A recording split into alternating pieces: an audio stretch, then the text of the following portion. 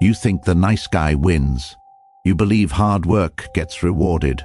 You think if you're just good enough, loyal enough, honest enough, the world will recognize your value and hand you what you deserve. However, right now, someone less qualified than you is occupying the office you wanted. Someone less experienced is closing deals you should have closed. Someone with half your talent is commanding twice your respect. And you're still wondering why playing by the rules left you playing a game you can't win. Here's the truth nobody wants to say out loud. Virtue is theater, goodness is a costume, and power doesn't care about your morals, your intentions, or how pure your heart is. Power goes to the ones who understand the performance, who know which masks to wear and when to wear them. The modern world doesn't reward good people. It rewards good actors. And if you don't learn the stagecraft, you'll spend your whole life as someone else's background character, watching people with worse ethics and better strategies take everything you thought you earned. You see it everywhere. The coworker who takes credit for your ideas and gets promoted while you stay stuck. The politician who lies with a smile and wins elections while the honest candidate loses in silence. The influencer who fakes authenticity and builds an empire while the real one stays invisible. You've watched it happen so many times, you've started to believe something's wrong with you. But nothing's wrong with you. You just didn't know you were in a different game. A game where reperception beats truth, where image beats substance, and where the person who controls the story controls the outcome. Machiavelli wrote about this 500 years ago, and nothing's changed. He said the world sees what you appear to be, rarely what you are. He wasn't celebrating cruelty, he was exposing reality. He was telling you that while you're busy being authentic, someone else is busy being strategic, and strategy wins. Every single time. Comment, I see the game, if you've ever watched the most qualified person lose to the most connected one, because once you see it, you can't unsee it. And that's when everything changes. Now let's go deeper, because the first rule of power is this: power has no morals, and the moment you understand that, you stop being a victim of it. Most plea think power is evil. They think the people at the top got there by being corrupt, selfish, ruthless monsters who traded their souls for success. And some did. But here's what they're missing. Power itself isn't good or evil. It's a tool, a neutral force. It's a hammer. You can build a house with it or break a skull. The hammer doesn't care. It just does what the person holding it decides to do. The reason this shocks people is that we've been fed a fairy tale since childhood. Work hard and you'll succeed. Be kind and people will be kind back. Do the right thing and good things will happen. It's a beautiful story. It's also a lie designed to keep you compliant, predictable, and easy to control. Because if you believe the game is fair, you won't question why you're losing. You'll just blame yourself and work harder for the same people who are exploiting your belief in fairness. Here's the Machiavellian truth. The world is not a meritocracy, it's a power structure. And power doesn't flow to the deserving. It flows to the ones who know how to take it, hold it, and use it without apologizing. You think the CEO of that corporation earned his position through excellence? Maybe. Or maybe he knew whose hand to shake, whose reputation to destroy, and whose loyalty to buy. You think the politician won because of policy? Or because she controlled the narrative, framed her opponent as a threat, and made people afraid of the alternative? Machiavelli said it clearly. It is better to be feared than loved if you cannot be both. He wasn't saying to be a tyrant, he was saying, at love is fragile, conditional, and based on what people think they can get from you. But fear is reliable. Fear is structural. And the people at the top know this. They don't need you to like them. They need you to need them, or fear losing what they control. This is why naive people get used. They walk into rooms thinking honesty will protect them. They think their good intentions will shield hem from manipulation. But the ruthless see them coming from a mile away. They see someone who won't fight back, someone who'll sacrifice their own interests to keep the peace, someone who mistakes kindness for strategy. And they use them, take their ideas, drain their energy, leverage their work. And the naive person smiles through it because they think that's what good people do. You've been hat person. Maybe you still are. And the brutal truth is this: if you don't learn how power works, you'll spend your entire life being the tool someone else uses to build their empire. But now you know. Now you see the game. So the question isn't whether power has morals. The question is whether you're ready to stop pretending morals will protect you in a world that punishes the weak and rewards He's strategic. And this brings us to the uncomfortable reality most people refuse to accept. Fear beats love, not sometimes, mostly, almost always. You want to believe people follow you because they respect you, admire you, and believe in your vision. And maybe some do, for a while. But respect is expensive. Admiration fades. Belief is conditional. People stay loyal as long as it benefits them, as long as you're useful, as long as the cost of leaving is higher than the cost of staying. But the second the incentives shift, love disappears. Fear doesn't. Look at how the modern world actually works. Your boss doesn't need you to love the company. They need you to fear losing your paycheck. The government doesn't need you to adore your leaders. They need you to fear the consequences of breaking laws, missing taxes, and stepping out of line. Social media platforms don't need you to enjoy the experience. They need you to fear missing out, fear irrelevance, fear being forgotten. Fear is the most efficient tool of control ever created, and it's everywhere. Machiavelli understood this on a level most people never will. He said men love according to their own will, but fear according to the will of the prince. Translation: love is a choice people make for themselves and can unmake just as easily. But fear is something you impose. You create the conditions, you control the variables, you make the cost of betrayal higher than the cost of compliance. And people fall in line, not because they want to, because they have to. Now here's where people get this wrong. They think fear means vile. NCE, aggression, screaming threats. That's amateur hour. That's what weak people do when they've lost control and need to reassert dominance through noise. Real fear is structural, it's quiet. It's the unspoken understanding that crossing certain lines comes with consequences. It's the boss who never yells, but everyone knows can destroy your career with one conversation. It's the colleague who smiles in meetings but controls the information flow and can make you invisible. It's the partner who's calm, composed, and holds the financial leverage. Modern institutions have perfected this. They don't look violent, they look professional, polite, bureaucratic.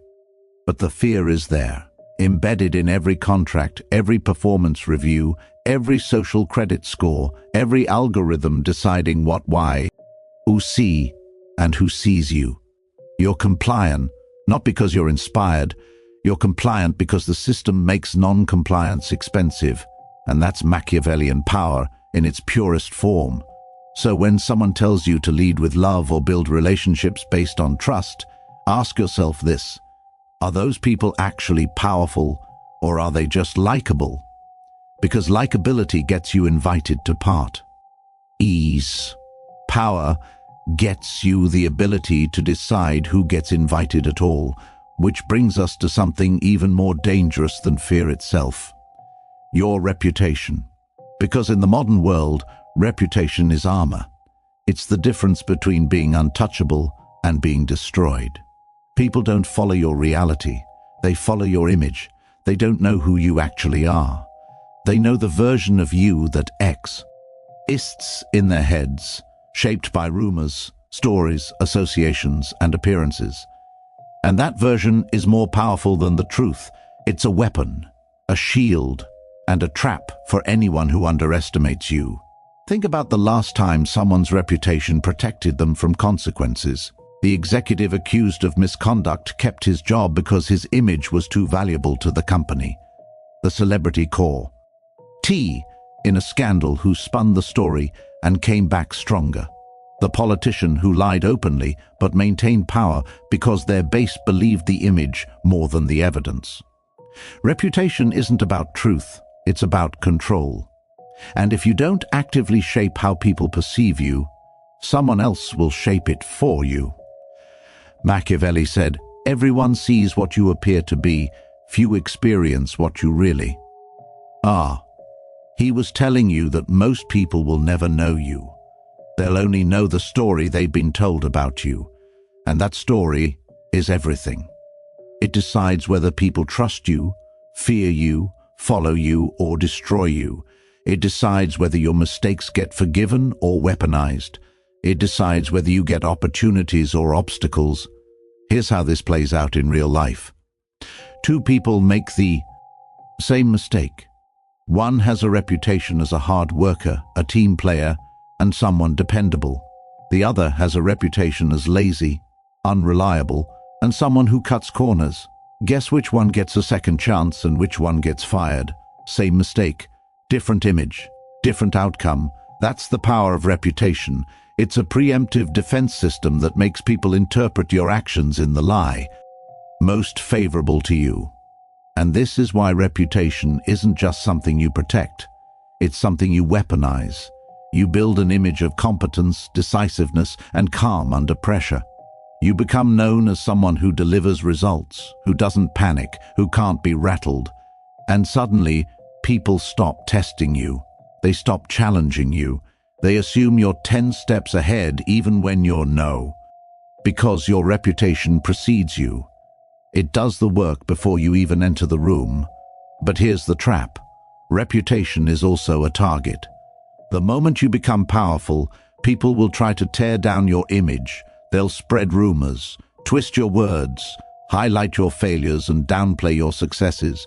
They'll make you the villain in their story because destroying your reputation is easier than competing with your reality. And if you're not prepared for this, if you think the truth will come out or people will see through the lies, you're already losing, because perception moves faster than truth. And by the time the truth catches up, the damage is done. Drop image if you've realized perception decides outcomes before truth even enters the room. Because once you see how the game is played, you can't go back to thinking facts matter more than feelings. And this is where the real power move happens. You stop reacting to the story and start controlling it. Whoever frames the narrative controls the crowd. That's the rule. Not the smartest person, not the most qualified, the one who tells the best story, the one who shapes how people see the problem, the solution, and who the her. And villain are. Because the public doesn't investigate. They consume. They repeat. They believe what sounds right, what feels right, what fits the narrative they already want to believe. You see this everywhere. The company that screws over employees but frames itself as disrupting the industry and creating opportunities. The government that passes oppressive legislation but calls it publi. See safety and protecting families. The influencer who sells garbage products but frames it as empowering you to level up your life. Same actions, different stories, different outcomes. Because people don't remember what you did, they remember the story you told about what you did. Look at what happened when Boeing had those 737 MAX crashes. 2 planes down, hundreds dead. Clear engineering FAI. Lures. But watch how the narrative war played out. Boeing didn't start with "we made a mistake." They led with pilot error, training issues, and foreign airlines cutting corners. They controlled the initial story.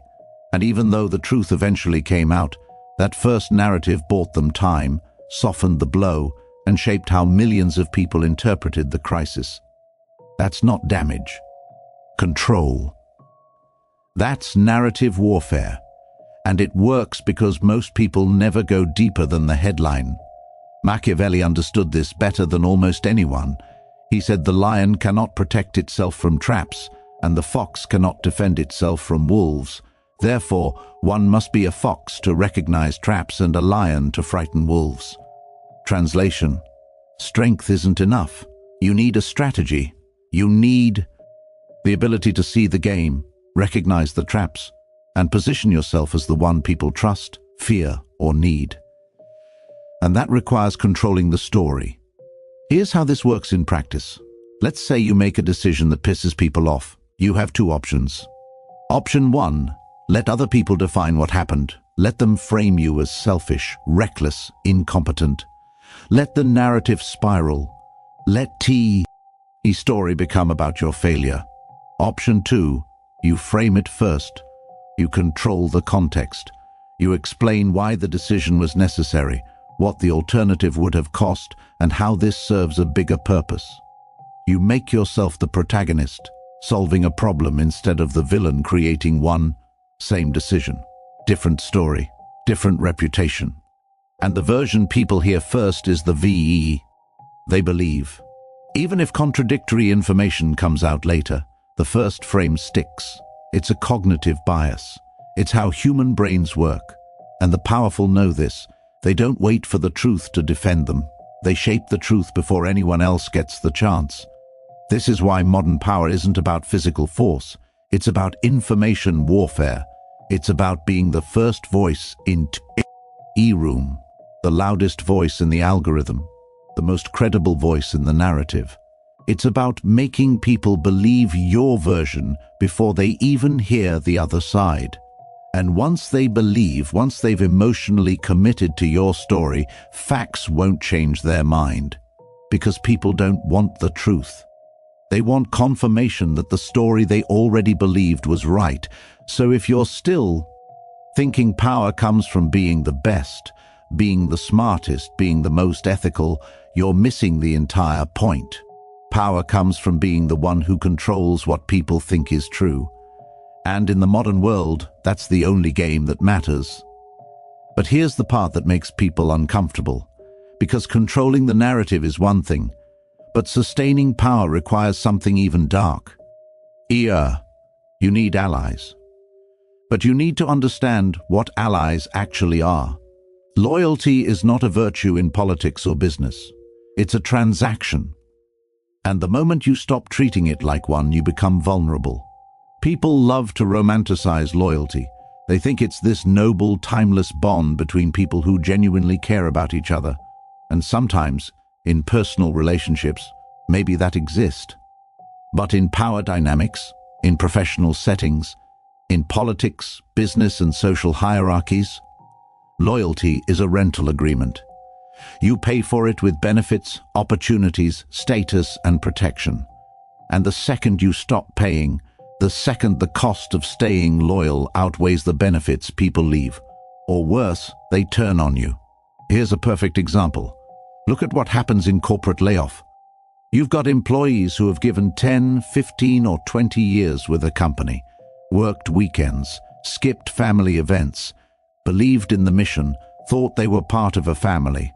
Then the stock price dips, the board wants cuts, and suddenly those family members get a severance package and an email thanking them for their service.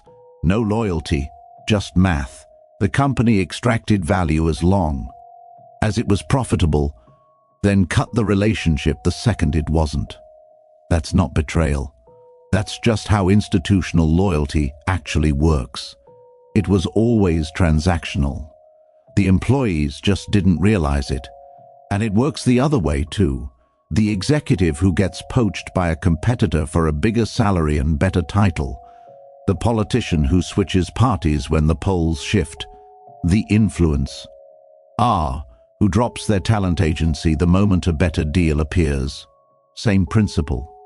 The alliance lasted exactly as long as the incentives aligned. And the moment a better option showed up, loyalty evaporated. Machiavelli said it plainly. Friendships that are obtained by payments may be earned, but they are not secured and in times of need, they cannot be relied upon. He wasn't being cynical. He was being accurate. People align with you because it serves their interests. They stay as long as the math works, and they bail the moment a better deal shows up. That's not betrayal. That's just human nature. And if you don't plan for it, you'll be blindsided every single time.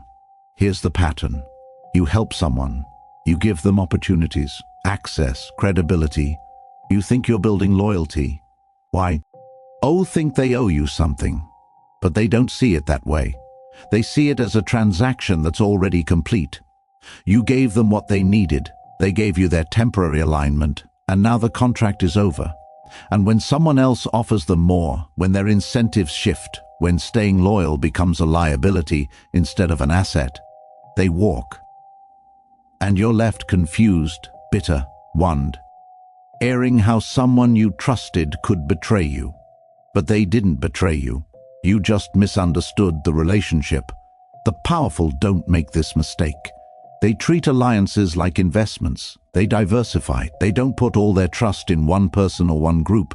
They build networks where people depend on them more than they depend on people. They create incentive structures where betrayal is expensive and loyalty is profitable. And they never ever assume loyalty is permanent. Because it's not. It's conditional. Always. This is how modern power structures work. Politicians don't have friends, they have coalitions. CEOs don't have loyal teams, they have employees with contracts and stock options. Influencers don't have genuine fans, they have audiences with parasocial attachments that dissolve the moment the content stops delivering value. It's all transactional, and the people who win are the ones who accept this and design their relationships accordingly. So how do you build alliances that don't collapse? You make sure the cost of leaving is higher than the cost of staying. You create dependencies. You hold leverage. You control resources, information, or access that people need. You become the irreplaceable node in the network. And you never reveal your full hand, because the moment people think they can replicate what you offer, the moment they believe they don't need you anymore, the alliance is over. This sounds cold. It sounds manipulative, and it is, but it's also reality. And you can either accept reality and learn how to navigate it, or you can keep believing in fairy tales and keep getting burned by people you thought were loyal. And once you've built those alliances, once you've secured your position, there's one final rule you need to understand. Because power isn't just about building, it's about protecting what you've built. And that means dealing with rivals. If you leave enemies half alive, they don't learn. They regroup, they wait, and they come back stronger. Most people hesitate when it comes to conflict. They think if they're merciful, if they're forgiving, if they give people second chances, those people will appreciate it and leave them alone. But that's not how rivalry works. When you spare an enemy, when you leave them with the ability to recover, you're not being noble, you're being naive, because people don't forget who beat teach. They remember, they resent, and they plan. Machiavelli said men ought either to be well treated or crushed because they can avenge themselves of lighter injuries, but of more serious ones they cannot. Translation: if you're going to make an enemy, make sure they can't retaliate.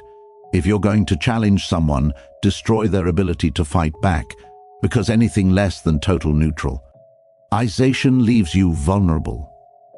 Now, here's where people get scared. They hear crush your enemies, and they think violence, aggression, lawsuits are public warfare. That's not what this means. That's the old model. The modern model is far more sophisticated. You don't destroy people with fists, you destroy them with systems, with social consequences, with reputational damage, with strategic isolation. Here's a real example of how this actually works.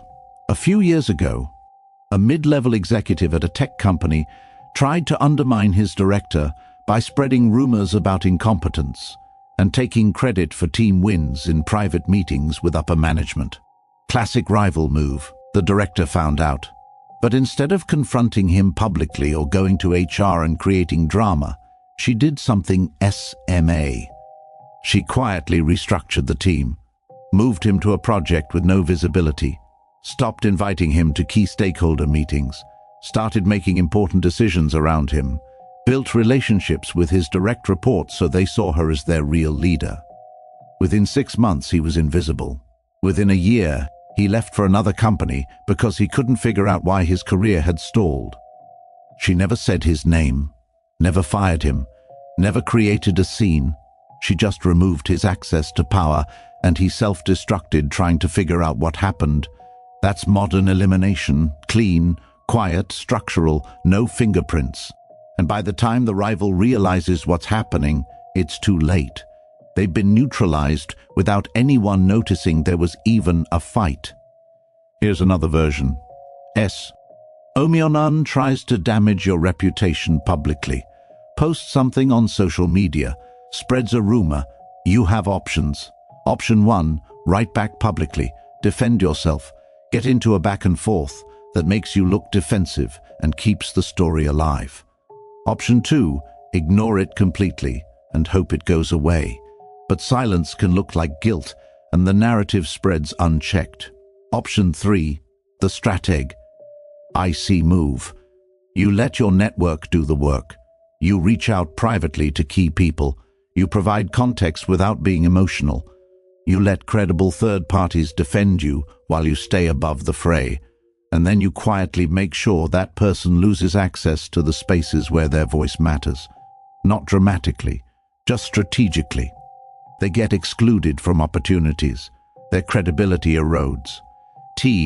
Air influence shrinks. And you never had to throw a single public punch. This is how modern power players eliminate threats. They don't attack. They isolate. They don't argue. They exclude. They don't destroy loudly. They let people self-destruct by removing the platforms, resources, and networks that were keeping them afloat. And by the time the rival realizes what happened, it's too late. They've been neutralized, cleanly, quietly, with no fingerprints. This is why the most dangerous people are the ones who never raise their voice. They don't need to. They've built systems where their silence is more damaging than someone else's shouting. They've cultivated influence where their absence is felt more than their presence. And they've mastered the art of making enemies disappear without anyone noticing they were even in a fight. So, if someone wrongs you, if someone challenges your position, if someone tries to take what's yours, don't be merciful, don't be emotional, be strategic, and make sure that when it's over, they can't come back. Because power isn't about how many fights you win. It's about how many fights you prevent by making sure people know the cost of starting one. And this brings us to the modern landscape of power. Because we're not living in Renaissance Italy anymore. The rules have evolved. The players have changed. But the game is the same. The new princes don't wear crowns. They don't sit on thrones. They control platforms, shape algorithms, own networks, and decide what billions of people see, hear, and believe. They're CEOs who command more resources than most governments. Media architects who decide which stories trend and which ones disappear.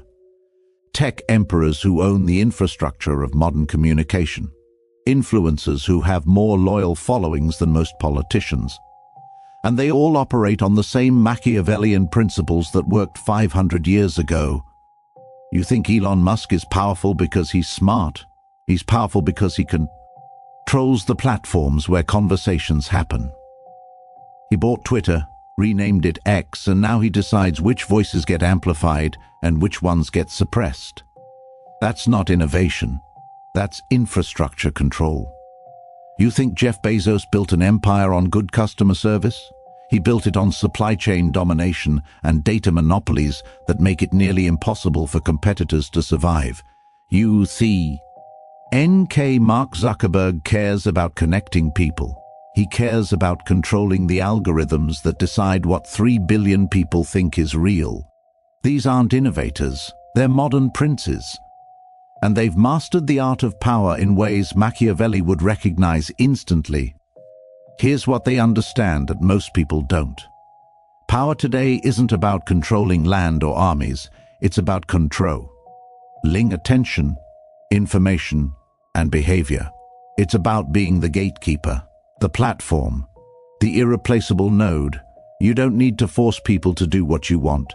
You just need to design the system so that doing what you want is the path of least resistance. That's algorithmic power. That's platform power. And it's more totalizing than anything Machiavelli could have imagined. Look at how this plays out. Social media platforms don't tell you what to think. They just show you content that confirms what you already believe, making you more extreme, more predictable, more controllable. Streaming services don't force you to watch their shows. They just remove the alternatives and make their content unavoidable. Corporations don't demand loyalty. They just make leaving expensive with non-com. Peats, golden handcuffs, and reputational consequences. This is the new model of power. Invisible, structural, unavoidable, and the people at the top aren't dictators. They're architects. They design the system, set the rules, and let the system enforce compliance. They don't need to be feared. They just need to be necessary. And once they're necessary, once you can't function without their platform, their product, their network, they own you, quietly, completely, without you even realizing it happened. So when you think about power in the modern world, stop thinking about individuals, start thinking about systems. Because the real princes aren't the loudest voices. They're the ones who control which voices get heard at all. And now we arrive at the final transformation, the point where everything shifts, where you stop being manipulated and start becoming dangerous in a controlled way. Remember when you started watching this? Remember when you thought the nice guy wins? Remember when you believed hard work gets rewarded and playing by the rules was the path to success? Remember watching that less qualified person take the position you deserved and wondering what was wrong with you? Nothing was wrong with you. You just didn't know the game. But now you do. You've seen the truth. Power has no morals. Fear beats love. Reputation is armor. Whoever controls the narrative controls the crowd. Loyalty is transactional. Enemies must be crushed cleanly. And the new princes control systems, not just people. These aren't theories. These are the operating principles of everyone who what you want. And now you have them too. But knowing isn't enough. You need to become unplayable. You need to become the person people can't manipulate, can't predict, can't move. What does unplayable look like? It's the person who walks into a room and everyone adjusts their behavior. It's the colleague who never gets dragged into office drama because people know better. It's the negotiator who always gets what they want because they control the frame before the conversation even starts. It's the leader who doesn't need to demand respect because their reputation enforces it automatically. It's calm, strategic, respected, and impossible to move. Machiavelli's ultimate lesson is this: the wise man does at once what the fool does finally. The fool reacts. The wise man anticipates. The fool plays the game he's given. The wise man designs the game. The fool waits for permission. The wise man takes a position and makes people ask for his permission instead. Here's how you become unplayable. You stop seeking approval and start controlling access. You stop explaining yourself and start letting your results speak. You stop being predictable and start being selectively visible. You stop chasing power and start becoming the person powerful people need. You stop playing defense and start designing the systems that put others on defense. You stop reacting to the story and start writing it before anyone else gets a pen. This doesn't mean becoming cruel. It means becoming unmanipulatable. It means operating from a position of such strategic clarity that people's attempts to control you just slide off. Because you've already seen the movie. You've already positioned yourself 3 steps ahead. And by the time they realize you're not playing their game, you've already won yours.